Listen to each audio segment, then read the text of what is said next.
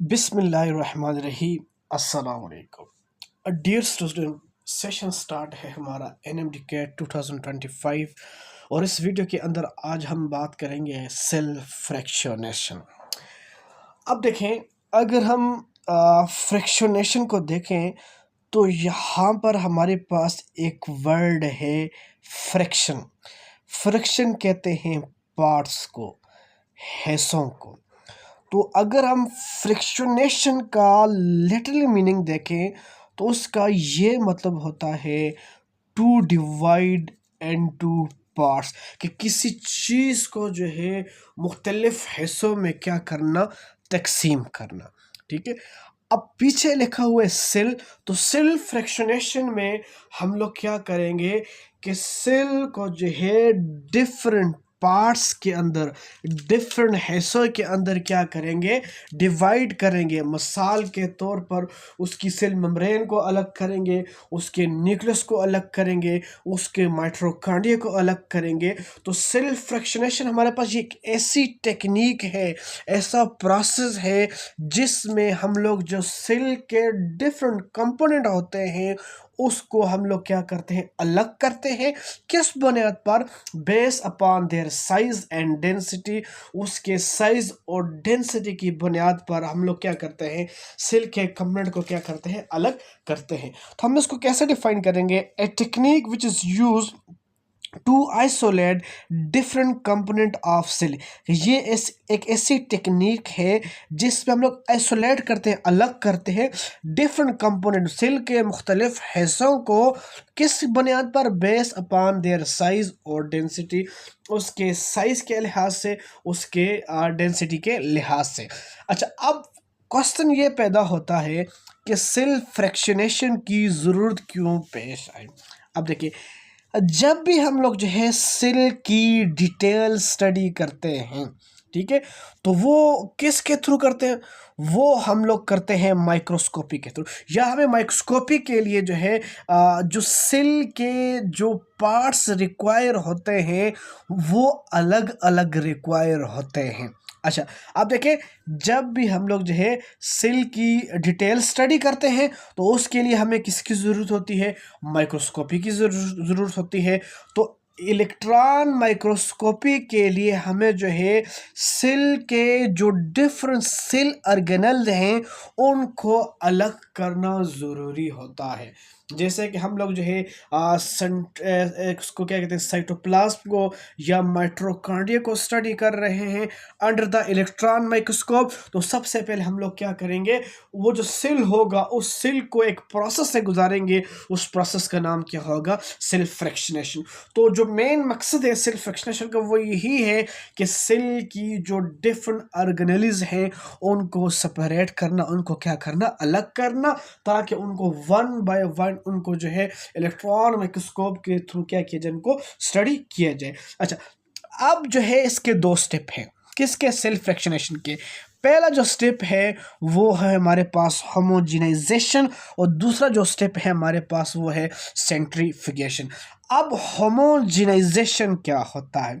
तो अगर हम होमोजेनाइजेशन को डिफाइन करें, हम लोग कहते हैं कि formation of homogeneous mess of a cell, कि जब हम लोग जो है सेल का होमोजीनियस मेस की फॉर्मेशन करें या सेल होमोजिनेट की फॉर्मेशन करें, इस प्रोसेस को हम लोग कहते हैं होमोजेनाइजेशन। जब भी हम लोग सेल फ्रैक्शनेशन का प्रोसेस करेंगे तो उसके अंदर जो पहला स्टेप होगा वो होगा होमोजेनाइजेशन। तो होमोजेनाइजेशन को हमने कैसे डिफाइन किया? हमने कहा कि सेल का जो होमोजीनस मेस है या जो जो होमोजिनेट मेस है, इसको हम लोग क्या कहते हैं, होमोजेनाइजेशन।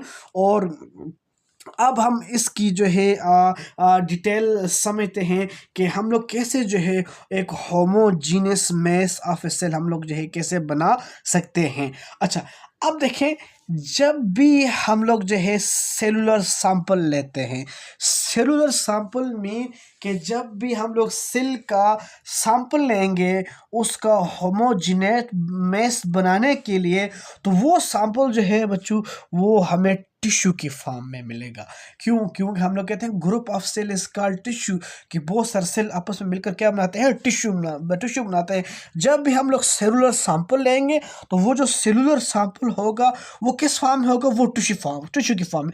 अब देखें, ये हमारे पास बहुत सारे सेल हैं, ये एग्रीगेट हुए हैं, क्या बनाए हुए इन्होंने, टिश्यू बनाए हुए। अब ये जो सेल इकट्ठे हुए हैं ये एक सीमेंटिंग सब्सटेंसेस के थ्रू इकट्ठे हुए हैं। सीमेंटिंग सब्सटेंसेस का ये मतलब होता है कि वो केमिकल जो क्या कर, जो सेल को आपस में जोड़े। अगर हम प्लांट सेल की बात करें तो प्लांट टिश्यू के अंदर बहुत सारे सेल एक दूसरे के साथ जुड़े हुए होते हैं एक केमिकल के थ्रू। उसका नाम हमारे पास क्या, उसका नाम है पेक्टिन। ठीक है, तो ये जो सेलुलर सैंपल हमने लिए ये किस स्टेज में लिए, ये टिश्यू स्टेज में लिए। अब देखें, अब हम लोग क्या करेंगे, ये जो टिश्यू स्टेज है इसको हम लोग डालेंगे एक लिक्विड मीडियम में। क्यों लिक्विड मीडियम में डालेंगे, ताकि हमें जो है होमोजीनस मेस ऑफ सेल मिल जाए। अब हम लोग क्या करेंगे कि जो लिक्विड मीडियम लेंगे उस लिक्विड मीडियम के अंदर मुख्तलिफ एंजाइम होंगे। कैसे, जैसे कि पेक्टिनेज एंजाइम। अब ये पेक्टिनेज एंजाइम क्या करेगा कि ये जो सेल आपस में जुड़े हुए हैं पेक्टिन केमिकल के थ्रू, तो इनको क्या करेगा, इस पेक्टिन को ब्रेक कर देगा। जब ये पेक्टिनेज एंजाइम जब पेक्टिन को ब्रेक करेगा तो जो सेल जो टिश्यू के अंदर जो सेल है वो एक दूसरे से क्या हो जाएंगे, अलग हो जाएंगे। इसके साथ साथ हम लोग क्या करेंगे, करेक्ट पीच लेंगे, उसके बाद आयनिक कंपोजिशन लेंगे, एक सुटेबल टेम्परेचर लेंगे। तो ये सारी चीज़ें हम लोग क्या करेंगे, एक लिक्विड मीडियम में डालेंगे। उसके बाद हम लोग क्या करेंगे, उस टिश्यू को अंदर डालेंगे। तो उसके बाद हम लोग क्या करेंगे, इसको शेक करेंगे। शेक करने के बाद ये जो टिश्यू था आपको ये पहले एग्रीगेट फॉर्म में नज़र आया था, उसके बाद ये क्या हो गया, ये यूनिफॉर्मली डिस्ट्रीब्यूट हो गया। अब ये जो यूनिफॉर्म मेस ऑफ सेल होता है इसको हम लोग क्या कहते हैं, सेल होमोजिनेट, या इसका दूसरा नाम सेल सस्पेंशन भी है। तो सेल फ्रैक्शनेशन के अंदर सबसे जो पहला स्टेप है हमारे पास वो है होमोजेनाइजेशन। होमोजेनाइजेशन का मतलब क्या हुआ कि formation of cell homogenate is called homogenization या सेल सस्पेंशन। अब सेल सस्पेंशन क्या होता है कि uniform mass of cell is called what, is called cell homogenate. अब जो दूसरा स्टेप है हमारे पास वो है सेंट्रीफ्यूगेशन। अब सेंट्रीफ्यूगेशन में क्या होता है इसको हम सबसे पहले डिफाइन करते हैं। हम कहते हैं the process to separate the substances on the basis of their size and density, कि ये वो प्रोसेस है जिसमें हम लोग सब्सटेंसेस को अलग करते हैं साइज और डेंसिटी की बुनियाद पर under the influence of centrifugal force, के सेंट्रीफ्यूगल फोर्स को इस्तेमाल करते हुए। या इसको हम ऐसे भी डिफाइन करते हैं कि treatment of a sample in A centrifugal machine, के सैंपल के हम जब ट्रीटमेंट करते हैं सेंट्रीफ्यूगल मशीन के अंदर तो इस प्रोसेस को हम लोग क्या कहते हैं, इसको कहते हैं सेंट्रीफ्यूगेशन। अच्छा, अब हम लोग क्या करते हैं कि ये हमारे पास क्या है, ये टिश्यू है। अब इस टिश्यू के अंदर जो है कुछ लार्ज साइज़ के मॉलिक्यूल हैं, कुछ स्मॉल साइज़ के मॉलिक्यूल हैं। अब हमने इनको क्या करें, इनको अलग करना है साइज़ और डेंसिटी की बुनियाद पर। किसको इस्तेमाल करते हुए, सेंट्रीफ्यूगल फोर्स को इस्तेमाल करते हुए। अब हम लोग क्या करेंगे, एक मशीन लेंगे जिसको हम लोग कहते हैं सेंट्रीफ्यूगल मशीन। अब ये जो सेंट्रीफ्यूगल मशीन, ये जो सेंट्रीफ्यूज मशीन होती है इसका ये आ गया हमारे पास सेंट्रल एक्सेस आ गया। ये बच्चों ये हमारे पास आ गया सेंट्रल एक्सेस आ गया। अब इसको हम लोग क्या इसको कहते हैं, रॉड कहते हैं। इस रॉड के नीचे क्या लगी होती है, एक मोटर लगी होती है। अब ये जो सेंट्रल एक्सेस है इसके इस साइड हम लोग क्या करेंगे, एक टेस्ट ट्यूब लगा देंगे और इसके दूसरे साइड भी हम लोग क्या करेंगे, एक टेस्ट ट्यूब लगा देंगे। अब ये जो टेस्ट ट्यूब है इसके अंदर क्या पड़ा हुआ है, इसके अंदर सेल होमोजिनेट पड़ा हुआ है। अच्छा, अब क्या होगा कि जब ये मोटर क्या करेगी, मूव करेगी, तो ये रॉड मूव करेगा। जब ये रॉड मूव करेगा तो सेंट्रल एक्सेस मूव करेगा। जब ये सेंट्रल एक्सेस मूव करेगा तो अब ये जो सेल होमोजिनेट है ये मूव करेगा away from the centre due to centrifugal force. तो यहाँ पर सेंट्रीफ्यूगल फोर्स अप्लाई होगी। अब सेंट्रीफ्यूगल फोर्स क्या होती है? ये वो फोर्स होती है जो सब्सटेंसेस को अवे फ्रॉम द सेंटर क्या करती है, मूव करती है। तो उसको हम लोग क्या कहते हैं, सेंट्रीफ्यूगल फोर्स कहते हैं। ठीक है, अब इसमें जो हाई डेंसिटी के और साइज वाले जो कंपोनेंट ऑफ सेल होंगे तो वो इस जगह पर आ जाएंगे, उससे लो वाले इस जगह पर आ जाएंगे। ये देखें, अब इस टेस्ट ट्यूब के अंदर जो कंपोनेंट ऑफ सेल हैं या जो सब्सटेंसेस हैं वो अलग हुए हैं किस फोर्स के थ्रू? सेंट्रीफ्यूगल फोर्स के थ्रू। अब सेंट्रीफ्यूगल फोर्स क्या होती है? वो फोर्स होती है जो सब्सटेंसेस को मूव करवाती है अवे फ्रॉम द सेंटर। अच्छा, अब ये जो सेंट्रीफिकेशन है इसकी दो टाइप्स हैं। एक टाइप आ गया हमारे पास डेंसिटी ग्रेडियंट सेंट्रीफिकेशन और दूसरा आ गया हमारे पास डिफरेंशियल सेंट्रीफिकेशन।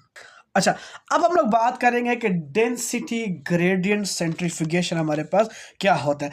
अब डेंसिटी ग्रेडियंट सेंट्रीफिकेशन के अंदर जो हम लोग मीडियम लेंगे वो हमारे पास आयनिक मीडियम होगा।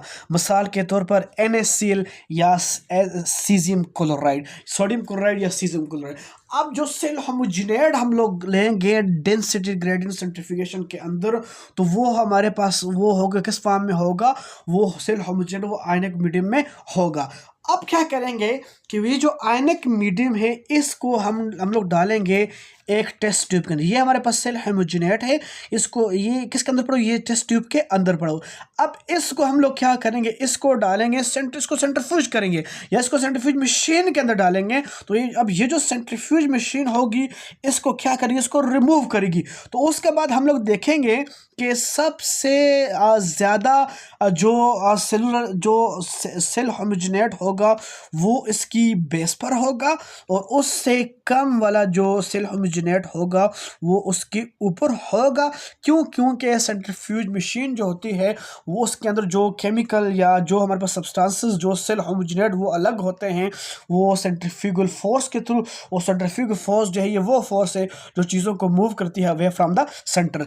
अच्छा, अब हाई डेंसिटी वाले जो है इसके बॉटम पर बैठ जाएंगे और करते करते इसके ऊपर जो है ये लो डेंसिटी वाले आ जाएंगे। ठीक है, तो अब यहाँ पर क्या चीज़, यहाँ पर एक जो है डेंसिटी ग्रेडियंट डेवलप हो जाएगा।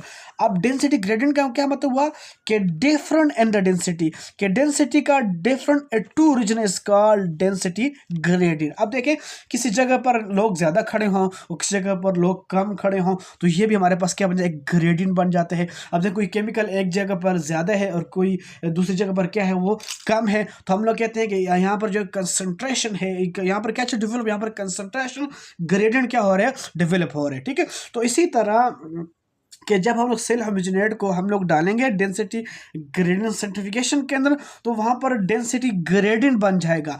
अब क्या होगा, जब सेंट्रीफ्यूज करेंगे तो हाई डेंसिटी वाली के मॉलिक्यूल नीचे आ जाएंगे, उसके ऊपर हमारे पास क्या होंगे, लो डेंसिटी वाले मॉलिक्यूल क्या हो जाएंगे, उसके ऊपर आ जाएंगे। अब देखें, अब सबसे जो बड़े साइज वाले मॉलिक्यूल हैं या जो सेलुलर कंपोनेंट हैं वो नीचे होंगे और उसके ऊपर उससे जो कम साइज वाला या डेंसिटी वाले मॉलिक्यूल हैं उसके ऊपर करते करते इस तरह जो है सेलुलर क्या बन जाएंगी, लेयर बन जाएंगी, इस तरह नीचे बैठ जाएंगे। अब इस डिफरेंट केमिकल्स का, डिफरेंट पार्टिकल का, डिफरेंट सेल के कंपोनेंट का नीचे बैठ जाना हमारे पास क्या कहलाता है, सेडिमेंट कहलाता है। ठीक है, तो इस तरह जो है सेवरल किस्म के हमारे पास लेयर बन जाएगी। जैसे इनको अगर हम लोग क्या करें, इसको लेबल करें तो इस लेयर का नाम है ए, इसको BCD।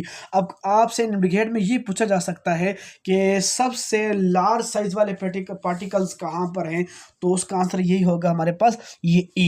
फिर हम लोग क्या करेंगे, एक पिपेट लेंगे, तो पिपेट की मदद से हम लोग क्या करेंगे, ये जो ऊपर वाला जो लेयर बनी हुई है इसको हम लोग क्या करेंगे, उठाएंगे और टेस्ट ट्यूब स्लाइड के ऊपर डालेंगे। इस टेस्ट ट्यूब से निकाल कर स्लाइड के ऊपर डालेंगे तो फिर हम लोग क्या करेंगे, इसको इलेक्ट्रॉन माइक्रोस्कोप को क्या करेंगे, उसके ऊपर क्या करेंगे, हम लोग को स्टडी करेंगे। तो ये हमारे पास क्या, ये है डेंसिटी ग्रेडियंट सेंट्रीफिकेशन। दूसरा हमारे पास है डिफरेंशियल सेंट्रीफिकेशन। अब इसमें हम लोग क्या करते हैं कि the sedimentation rate for a particle of A giving size and shape major how fast the particle settle और मेक ए सेडिमेंट। तो सिंपली अगर इसको मैं डिफाइन करूं तो डिफरेंशियल सेंट्रीफिकेशन में हम लोग क्या करते हैं, डिफरेंट स्पीड क्या करते हैं, इस्तेमाल करते हैं कि किस स्पीड के अंदर कौन सा जो पार्टिकल है, किस साइज का, किस शेप का पार्टिकल है जो कि सेडिमेंट हो जाएगा। सेडिमेंट का मतलब है जो कि नीचे बैठ जाएगा। अब देखें, ये हमारे पास क्या पड़ा हुआ है, ये हमारे पास पड़ा हुआ है सेल होमोजिनेट। तो सबसे पहले हम लोग क्या करेंगे, सेल होमोजिनेट को हम लोग क्या करेंगे, इसको लो स्पीड के साथ सेंट्रीफ्यूज करेंगे। जब इसको हम लो स्पीड से सेंट्रीफ्यूज करेंगे तो अब हमारे पास जो नेक्स्ट जो टेस्ट ट्यूब है जिसको हमने लो स्पीड के साथ जो है सेंट्रीफ्यूज किया, तो उसके अंदर हमारे पास दो किस्म के लेयर्स बन जाएंगी। एक वो केमिकल्स होगा, एक वो केमिकल्स होगा या वो सेलुलर पार्ट होगा जो नीचे बैठ जाएगा, ये सॉलिड होगा, इसको हम लोग क्या करें, इसको पैलेट बोलेंगे। एक दूसरा पोर्शन जो होगा वो लिक्विड होगा जो कि ऊपर जो है तैरता होगा या सस्पेंडेड होगा, उसको हम लोग क्या बोलेंगे, उसको सुपरनेटेंट बोलेंगे। ठीक है। अच्छा, अब क्या करेंगे कि ये जो सुपरनेटेंट है इसको हम लोग क्या करेंगे, एक अलग टेस्ट ट्यूब में लेंगे।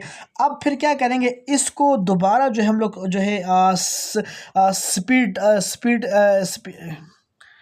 इसको दोबारा हम लोग क्या करेंगे, सेंट्रीफ्यूज करेंगे। अब जो स्पीड होगी वो इससे क्या होगी, वो ज़्यादा होगी। तो मीडियम स्पीड पर जब हम लोग सेंट्रीफ्यूज करेंगे तो इसी तरह हमारे पास जो है दो चीज़ें बन जाएंगी। नीचे जो चीज़ बैठ जाएगी जो सॉलिड होगी, इसको हम लोग पैलेट कहेंगे, और इस तरह एक ऊपर जो है हमारे पास लिक्विड मीडियम आ जाएगा जिसको हम लोग क्या कहेंगे, जिसको हम लोग सुपर नेटेंट कहेंगे। फिर अब सुपर नेटेंट को फिर हम लोग क्या करेंगे, एक नेक्स्ट टेस्ट ट्यूब के अंदर डालेंगे। अब हम लोग क्या करेंगे, उसको वेरी हाई स्पीड के साथ क्या करेंगे, इसको रिवॉल्व करेंगे। तो इस तरह हमारे पास फिर दो किस्म की चीज़ें आ जाएंगी। एक जो सॉलिड पार्टिकल जो नीचे जो सेडिमेंट हो जाएंगे, सेटल डाउन हो जाएंगे, जिसको हम लोग पैलेट बोलेंगे, और एक ऊपर जो हमारे पास जो है सस्पेंडेड होंगे जिसको हम लोग क्या बोलेंगे, जिसको हम लोग सुपर नेटेंट बोलेंगे। अब फिर सुपर नेटेंट को हम लोग क्या करेंगे, इसके अंदर डालेंगे, और फिर इस तरह फिर हमारे पास दो सैंपल आ जाएंगे।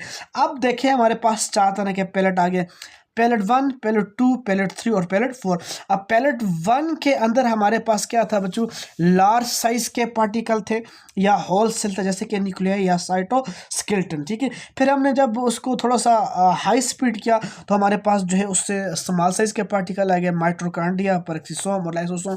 फिर हमने पैलेट 3 को जब हमने स्टडी किया तो उसके अंदर और स्मॉल साइज के पार्टिकल आ गए, जैसे कि माइक्रोसोम और कुछ स्मॉल वेजिकल। फिर हम पैलेट 4 की तरफ जब हम लोग गए तो उसके अंदर हमें जो है स्मॉल साइज के पार्टिकल नज़र आ रहे थे, जो कि हमारे पास राइबोसोम, वायरसेस और जो है लार्ज मैक्रो मॉलिक्यूल। अब आपसे एनएमडीकेट में ये पूछा जा सकता है कि जो पैलेट 4 था उसमें किस साइज के पार्टिकल थे, स्मॉल साइज के पार्टिकल थे या लार्ज साइज के पार्टिकल थे।